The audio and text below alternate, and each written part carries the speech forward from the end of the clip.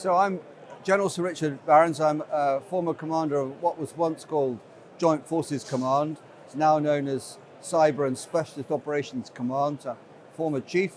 But for the last 8 years, I've been in the private sector. I run Universal Defence and Security Solutions.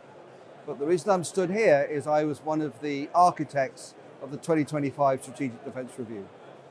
So the review worked really closely with the defence reform exercise. And for me, the creation of the National Armaments Directors Group is 50% of the value of the 2025 SDR. Because the SDR at its heart says we must create armed forces that move at the pace of innovation, and most of that innovation comes from the private sector. So that means we're creating an entirely new industrial partnership which covers innovation, of course acquisition, whether it's a submarine or a bullet, of course logistics, because you can't make sensible decisions around a piece of equipment that you buy if you're not also considering how you support it, and that had got a bit lost in some circumstances. And then also infrastructure, because everything has to live somewhere. So we created a new organization, the NAD Group, that covers this really significant range of decisions which will allow the armed forces to move at the speed of innovation. It's genuinely groundbreaking. So it shows real progress. It creates a sense of optimism and confidence.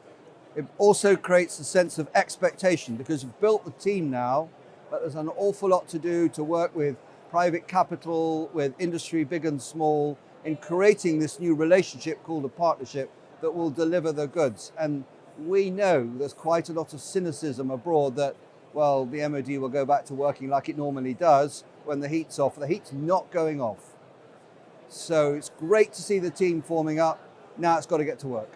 So my message is really straightforward. The first thing to remember when you wake up every morning is that our nation, our state, our families, our communities live in a world which is full of risk and uncertainty. This is not like most of my time in uniform. So the fact that the people in this organization do what they do is about deterrence today and winning if you have to fight tomorrow. I mean, what better use of a life could there be? And my second point is, but you have to succeed. Trying is not good enough. There are no prizes for effort. We have to make this partnership work with industry and private capital and everyone pulling together, because that's how we keep our nation safe. There's no other course of action. So we argued in the review, it's one of our core precepts, that we are describing how defense and security will change in the most profound way for 150 years. And I do mean the Franco-Prussian War of 1870, because the digital age, so cloud and AI and robotics and autonomy, all forms of science and engineering, are changing how you do defense as much as they've changed everything else. And the winners will be those that get it right faster, permanently. And that's what you need a DSDL for. So we couldn't have done it without the sort of support you get from DSDL. And one of the key and unspoken elements of running the review was that a brand new set of AI tools were created to gather together the 8,000 submissions that we received and to produce to us the bits that mattered and reduce and diminish those things that didn't matter so much. So that was AI and cloud in action in the review. And the second thing is, the heart of the review, there are two really big technological ideas. The creation of the digital targeting web, any sensor anywhere in the world, connected through secure data in the cloud, managed by AI, to any effector, weapon, whatever it is, anywhere in the world. That's pretty cute modern engineering.